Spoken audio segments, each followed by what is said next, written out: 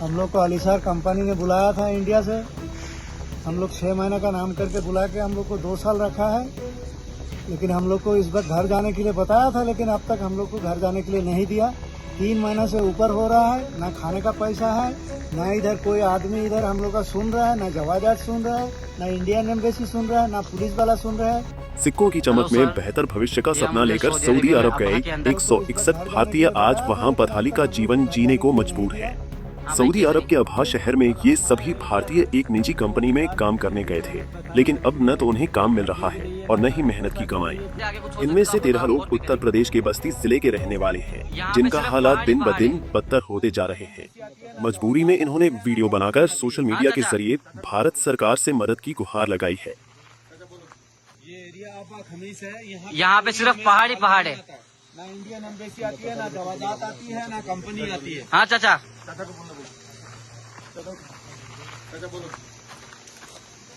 हम लोग को अलीसार कंपनी ने बुलाया था इंडिया से।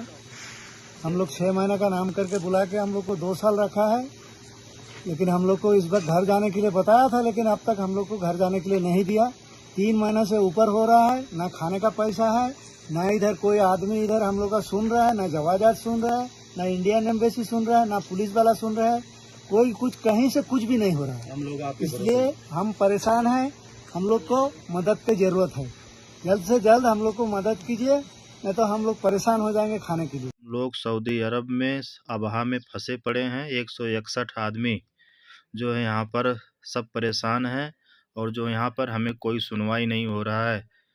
और जो है हमें यहाँ से विदेश मंत्रालय से निवेदन है कि हमें यहाँ से निकालने की कोशिश करें, और जो है आबिद भाई से निवेदन है हमें यहाँ से निकालने की कोशिश करें। सऊदी में फंसे 161 भारतीयों में बस्ती जिले के गोकुल, गिरीश चंद्र, जसवंत, जोगेंद्र, करुणा, पंकज यादव, शुभम, विजय कुमार, रूप चंद्र, रामप्रीत, फूल सिंह, गोरखनाथ और सत्यनारायण भी शामिल हैं। इनका कहना है कि न तो कंपनी उनकी सुन रही है और न ही स्थानीय पुलिस कोई मदद कर रही है। यहाँ तक कि भारतीय दूतावास जाने के बाद भी उन्हें कोई ठोस सहायता नहीं मिली।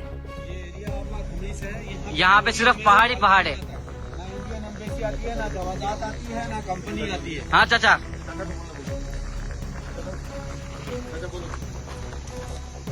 हम लोग को अलीसार कंपनी ने बुलाया था इंडिया से। हम लोग 6 महीने का नाम करके बुला के हम लोग को 2 साल रखा है, लेकिन हम लोग को इस वक्त घर जाने के लिए बताया था, लेकिन अब तक हम लोग को घर जाने के लिए नहीं दिया। 3 महीने से ऊपर हो रहा है, ना खाने का पैसा है, ना इधर कोई आदमी इधर हम लोग का सुन रहा है, ना जवाजात सुन रहा है, ना इंडियन एम्बेसी सुन रहा है, ना पुलिस वाला सुन रहा है।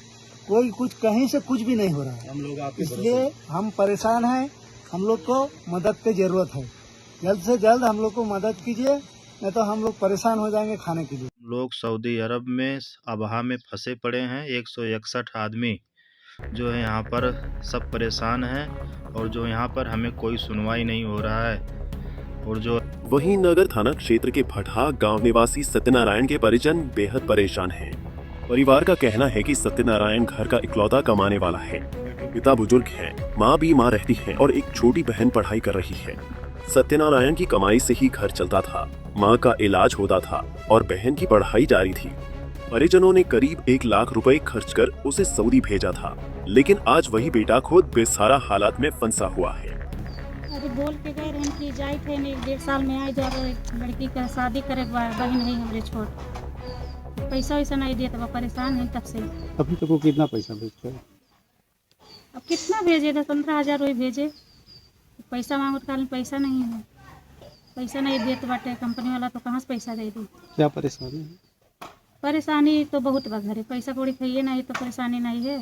एक लड़की पढ़ती बा घरे, पिताजी हैं परेशान हैं, मम्मी है तो दिमाग का पागल है, पैसा कौड़ी तो परेशानी है बा।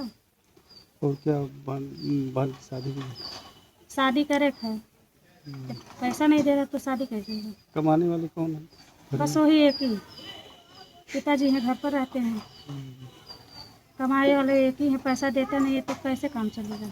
क्या चाह रही है? हम चाह रहे हैं चले आए घर। सरकार से क्या अपील करेंगे?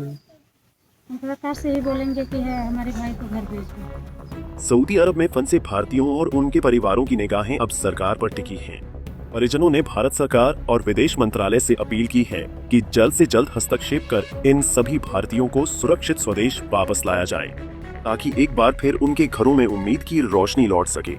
पंजाब केसरी टीवी के लिए बस्ती से विवेक श्रीवास्तव।